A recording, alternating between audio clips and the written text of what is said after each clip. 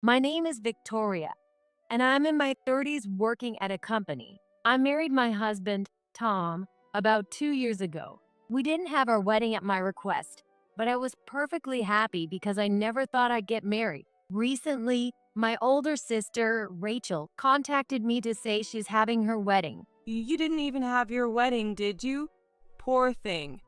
I'm going to have a big one. When Rachel told me that, I was genuinely happy for her. The next day, my parents called me to come over to their house. Don't come to Rachel's wedding. She asked us to keep it a secret. Sorry. I didn't understand what they meant. But yesterday, Rachel contacted me and told me she was having her wedding.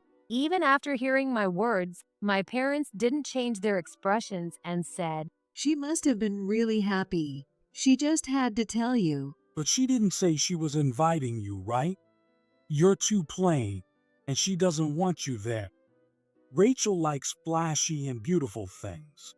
You get it, don't you? It's true that Rachel and I have opposite personalities. Unlike me, who is plain and avoids standing out, Rachel loves attention. And even in her 30s, she prefers flashy clothes and looks beautiful even to her younger sister. She doesn't seem to like me very much, and ever since we were kids, she's had a competitive spirit towards me, often taking things away from me. When she stole my boyfriend, I finally complained, but Rachel just smirked and said, Well, I fell in love with him, so it can't be helped. And your boyfriend likes me better. From that moment, I knew I could never get along with Rachel, and I've tried to keep my distance. At first, she would constantly brag to me, but recently we hadn't had much contact, so I thought she had finally gotten bored. But when she brought up her wedding, I thought she just wanted to show off. Don't come to the wedding. What does that even mean? Rachel's words felt so off that I decided to secretly peek in on her wedding day without telling my parents. And then I saw Rachel sitting as the bride, with Tom next to her as the groom. Of course, my parents were sitting in the family section. They must have recognized Tom as my husband, yet they looked happily at the couple. On top of that, my parents were holding a small boy I didn't know. While I was peeking, I saw two women walking towards the door where I was hiding. I quickly moved away from the door and quietly followed the two women as they came out. The two women headed to the restroom, so I waited a bit to avoid suspicion and then went in after them, hiding in a stall. The two women came out of the stalls and started chatting, probably while touching up their makeup. Tom just got divorced recently, and now he's already having another wedding? That's pretty shameless, don't you think? And get this, the new bride is apparently his ex-wife's sister. Seriously. Wow, that's a major turnoff. They were probably Tom's coworkers. It seemed Tom was spreading the word that he had divorced me. He said he married his ex-wife for her money. Now that he's been promoted and doesn't need her anymore, he dumped her. Wow, how can he go around bragging about something so awful? He probably thinks it's some kind of heroic tale. Plus, his new wife is much flashier and prettier than the last one, so he wants to show her off. Men's vanity is the worst. But isn't it weird that there are no bosses at the wedding? Just coworkers? Yeah, right. Maybe there's something he doesn't want them to find out. The two women left the restroom, laughing. I stepped out of the stall and looked at myself in the mirror. Actually, I had prepared myself for today's wedding in a certain way. Before getting married, when Tom approached me, I was puzzled as to why he chose me. Tom, are you sure you want to be with me? I'm sure there are better women for you out there. Victoria, I want you. No, it has to be you. You don't need to put yourself down like that. Please be with me. Tom encouraged me like that many times. That's why I decided to marry him. I told him about Rachel openly. I told you, Victoria, you're the only one for me.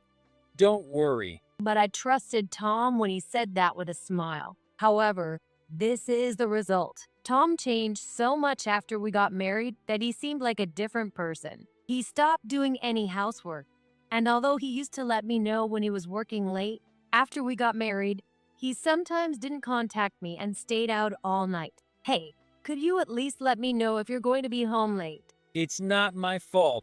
It's overtime. Unlike you, I'm being worked to the bone on a low salary. You have it easy. You make more money than I do without doing much. Even when I asked nicely, Tom would make snide remarks and brush me off. Yet, when he wanted something, he'd cozy up to me. Hey, I really want this, but my salary isn't enough. You're better than me and make more money, right? Could you lend me some? I knew I was being used by Tom, and today it was confirmed. Well, now I have no regrets. Any lingering feelings I had for Tom are gone, and it's time for some serious revenge. I went to Rachel and Tom's reception hall and spoke to one of the staff. I'm scheduled to give a speech as a friend of the couple today. It was supposed to be a surprise. Is it almost time? Smiling, I said this, and the staff confirmed through an earpiece. Yes, everything will be ready shortly. Please wait a moment. I waited as instructed. Ladies and gentlemen, we have a surprise for you. A close friend of both the bride and groom has prepared a special speech. Please welcome them. As this announcement was made, the doors to the hall opened. I walked in confidently under the spotlight. Standing in front of the microphone, I turned to face the bride and groom. Rachel and Tom were frowning, unable to recognize me even though they were looking right at me. I began to speak clearly into the microphone so everyone could hear. Thank you for the introduction. I'm a friend of the bride and groom. But actually, I'm not a friend. I'm the bride's sister and the groom's wife, Victoria. My voice echoed through the silent reception hall. Rachel and Tom, upon hearing my name, finally realized who I was and stared at me wide-eyed. It was understandable. For today's event, I had hired professional hair and makeup artists and a stylist, transforming myself into someone almost unrecognizable. I spared no expense on my outfit and makeup, opting for the most luxurious choices, and hired the best professionals. Even I was astonished by my transformation. For Rachel and Tom, who always looked down on me as plain, my dramatic change must have been shocking. I apologize to everyone attending today for my unexpected presence. I should have been sitting in the family section, but both Rachel and my parents repeatedly told me not to come to this wedding. The room started to buzz with murmurs. I believe everyone here thinks that Tom and I are already divorced. Some of you might even think I'm a stalker for showing up here, but that's not the case. The truth is, Tom and I are still married. In fact, there hasn't been any talk of our divorce at all. Tom and I are still legally married. If you don't believe me, I'll show you our marriage certificate or whatever proof you need. I smiled warmly at the guests, and the murmuring grew louder. Hey, don't ruin my wedding. Yeah, I understand your feelings, but today is Rachel's special day. Can't you just let it go for today? Rachel snapped back at me, and my mom tried to calm me down. I listened and then deliberately put on a sorrowful expression. Mom is right. Today is Rachel's big day. I wanted to be here to celebrate her. When Rachel and our parents told me not to come, I was really heartbroken. I took out a handkerchief and pretended to wipe away my tears, and the atmosphere in the hall shifted to one of sympathy for me, while Rachel looked visibly annoyed. Since we were young, Rachel always seemed to dislike me. I only had hand-me-downs from Rachel. Even when I finally got something new for my birthday, I was told to give it to Rachel. Still, I loved Rachel, and I thought making her happy by giving up my things was the right thing to do. When she stole my boyfriend, I complained, but I told myself it was understandable because Rachel was so beautiful. Our parents also said it was only natural. As I revealed Rachel's and my parents' actions, the guests' attention turned to them. My dad avoided eye contact, and my mom looked around nervously. Rachel glared at me and yelled, Stop bringing up the past. This is why I hate ugly and plain girls like you. You're so spiteful. Oh, if you don't want to talk about the past, let's talk about the present. You and our parents excluded me from this wedding with Tom, even though we're still married. And since you hate plain and ugly girls, I went all out to dress up for you. Didn't you like it? Rachel was at a loss for words. Looking around at the guests, half of them had expressions of disbelief or confusion, while the other half were trying to suppress laughter. The confused ones were probably those who had been told beforehand that Tom and I were divorced, and the ones amused were those who had some inkling of the situation. I had obtained the seating chart in advance, so considering the relationships between the guests and the bride and groom, I didn't think anyone would stop my speech. As I expected, the only ones trying to stop me were Rachel and my parents. Interestingly, Tom, the other party involved, was still in a state of shock. Well, as I mentioned earlier, Rachel and my parents' behavior is nothing new. But I never expected my own husband, Tom, to be so outrageous. When I shifted the focus to Tom, he flinched. Victoria, it's not what you think. This is. In this situation, how can you say that? What's so different about it? I shot a sharp glance at Tom, and he started to stammer. No, it's just. Rachel begged me. She's still single, you know? She said, I can't stand Victoria getting married before me. Please have a wedding with me. So I thought just a wedding would be okay. A ceremony doesn't require registration. I know it was wrong not to tell you, but I felt sorry for Rachel since she's your older sister. Tom, with a strained smile, started to make excuses. So, once this wedding is over, you're saying you would cut ties with Rachel and continue our marriage? For some reason, Tom's face lit up at my question, misunderstanding it completely. Yes, Rachel and I are just for today. After today, everything goes back to normal. And you're saying you love me? Of course, I told you, you're the only one for me. Hearing Tom's words, I couldn't help but break into a big smile. But it wasn't because I was happy with his words. What are you talking about? Just one day with me. After this grand wedding, there's no way. Victoria, too bad for you. Your precious husband is crazy about me. Hey, Tom tried to stop Rachel, but she snapped at him too. What? It's true. Right after marrying Victoria, you started having an affair with me. You're always saying, I only married that plain girl for her money, while Rachel is the one I truly love. Ignoring Tom's frantic attempts to intervene, Rachel continued to yell. Then she turned to me with a triumphant smile. Plus, I have something you could never have, a child with Tom. Mom and Dad are thrilled to have a grandchild. Too bad for you. You have no place here, so why don't you just leave? Rachel glanced at the child in our parents' arms, declaring her victory. I couldn't help but laugh. Rachel, not understanding why I was laughing, began to get even more agitated. What is wrong with you? Stop laughing like a freak and get out. Rachel yelled at me, and I forced myself to stop laughing. Oh, that was hilarious. Sorry, I just couldn't help it. I never thought it would go this perfectly. I pulled an IC recorder out of my bag. Thank you for confessing your affair. You've saved me the trouble of gathering evidence. I deliberately made Tom say, I loved you because I knew that would push Rachel to start talking. I never imagined she would confess so perfectly. That evidence is invalid. I can just say you threatened me into saying it. Rachel tried to make a weak excuse. Oh, I have plenty of other evidence of your affair. This is just the icing on the cake, I calmly informed Rachel. When Rachel and my parents told me not to come to the wedding, I already suspected something between her and Tom. Rachel's behavior, always trying to outshine me, made it odd for her not to invite me to the wedding.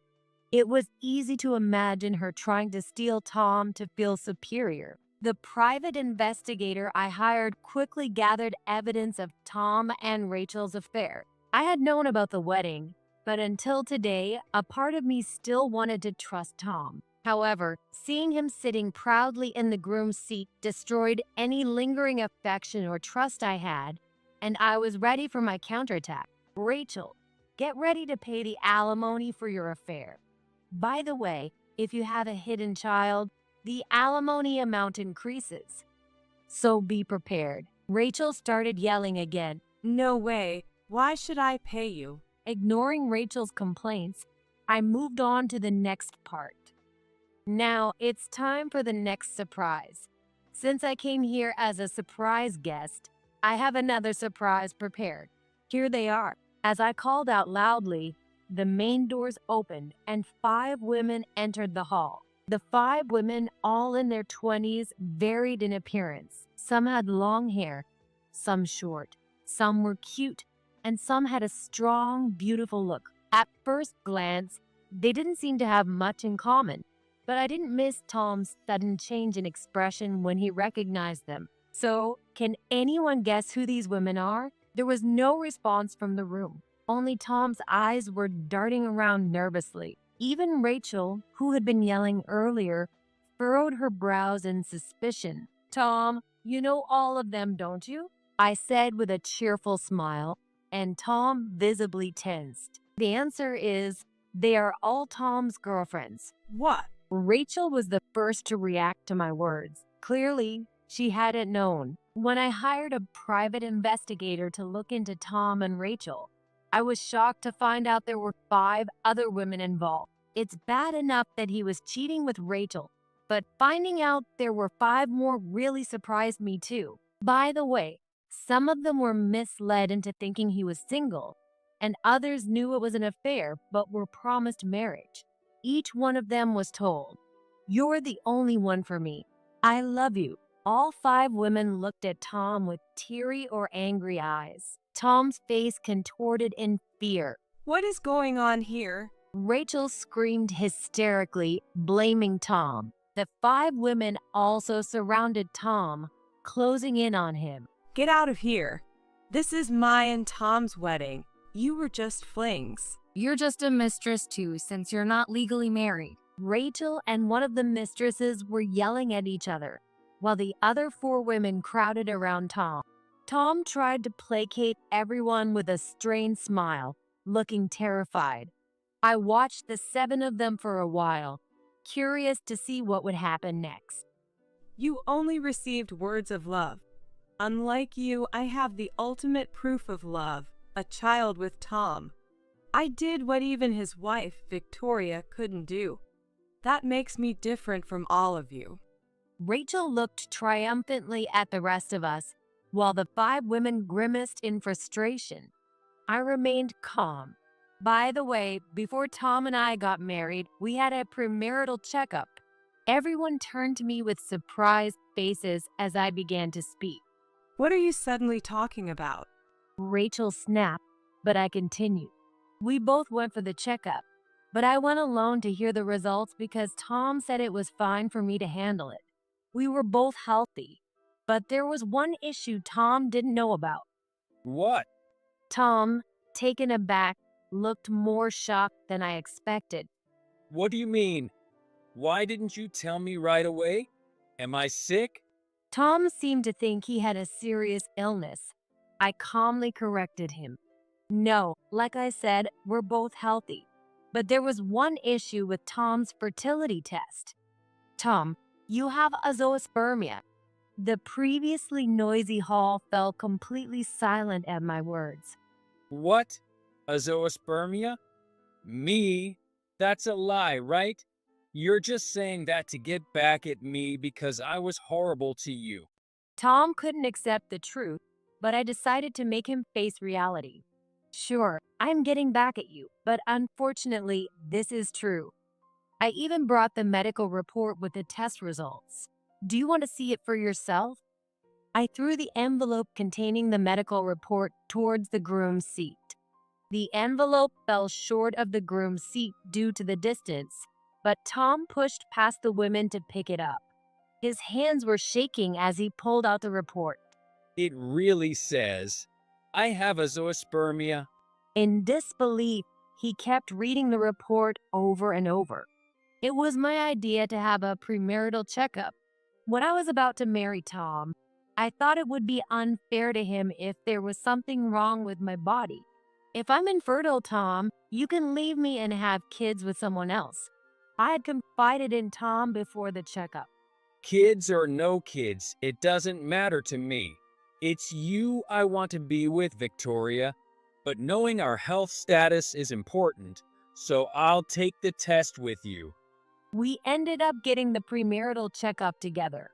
In hindsight, Tom probably wanted to show his kindness to me as part of his plan to get married. He never imagined that such a casual checkup would reveal his infertility. I hadn't told Tom about his infertility because I didn't think it was necessary. Tom had said kids were optional, so I thought there was no need to burden him with that painful truth. But now the situation had changed, and there was no reason for me to keep it a secret any longer. Then whose child is that? Tom's gaze turned to the child in my parents' arms, and everyone in the hall followed suit. The child, perhaps completely exhausted, was sound asleep despite all the noise. Both my dad and mom averted their eyes, as if trying to escape the scrutiny. Maybe they had also considered the possibility. What are you implying? Are you saying I cheated? Of course, it's Tom's child. Victoria, you faked that report to trap me, didn't you? I firmly denied Rachel's accusation. Forging a medical report is a crime. I wouldn't go that far. If you doubt it so much, why don't you and Tom go to the hospital? While you're at it, get a DNA test for the child. Rachel swallowed her words, seemingly struck by my suggestion. She must have some idea of the truth. What do you mean? You said it was my child, so I acknowledged it. Of course, it's your child. Victoria is lying. Then let's do a DNA test. How dare you doubt me? Apologize to the child. Rachel and Tom started arguing, and the 5 women joined in. It was clear the reception was over. Seeing that, I silently left the venue. When I got home, I left a completed divorce form and a lawyer's business card in the living room, and then I left the house. Even though Tom had been coming home frequently, he never noticed that I had packed my things in advance. A few days later, I received a call from an unknown number. Victoria, what do you think you're doing? Rachel screamed at me. "You're loud. Can you calm down a bit?" I can't calm down. You ruined my wedding. I was counting on Tom to support me, and you ruined my plans. Take responsibility. Rachel continued to rant like a machine gun. You insulted me in front of all those people, so I'm going to sue you for defamation. You better be ready. That's fine with me. In return, I'll make sure to claim the alimony I haven't asked for yet, so you better be ready too. By the way, if you're going to sue for defamation, you'll need to hire a lawyer. Do you even have the money for that? I replied calmly, and Rachel was momentarily lost for her words. You were the one who acted unreasonably first. I'm just retaliating, and don't bother running to mom and dad for help. I've been financially supporting them, but I cut them off, so they don't have any money either. Since I started working, I had been financially supporting my parents. Part of me wanted to gain some recognition from them, who always prioritized Rachel. But after this incident, I was finally done. I'm no longer involved with any of you. Tell mom and dad that too. I told Rachel and hung up the phone. After that, I changed my phone number. No one knows where I live since I left the house I shared with Tom. I explained the situation to my company, and after a leave of absence, they arranged for me to transfer to a branch in a completely different area. Tom, Rachel, and my parents can only contact me through my lawyer. The divorce process with Tom took some time, but we finally divorced under the condition that I wouldn't demand alimony and wouldn't reveal the scandal to anyone. One day, my lawyer handed me a letter from Tom. I never imagined you could become so beautiful, Victoria. I regret my foolish actions every day. I'm still devoted to you. I believe you must be lonely without me. Let's start over together. The letter was full of things to criticize, but I ignored it to avoid the hassle of responding. If he becomes too persistent, I'll consider using the alimony as leverage or getting a restraining order. By the way, I haven't heard from Rachel, but my parents sent a letter through the lawyer as well. We deeply regret not considering how much we hurt you. We made a huge mistake. Rachel left, abandoning her child. We have neither money nor help, and we don't know what to do. You must be lonely too. Why don't we start over as a family again? Their letter was strangely similar to Tom's, which made me laugh. To them, I was always just a convenient person. I used to be hurt by them, but now that Tom and my parents have become insignificant to me, I don't feel anything anymore. I'm determined to look forward and do my best in my new life.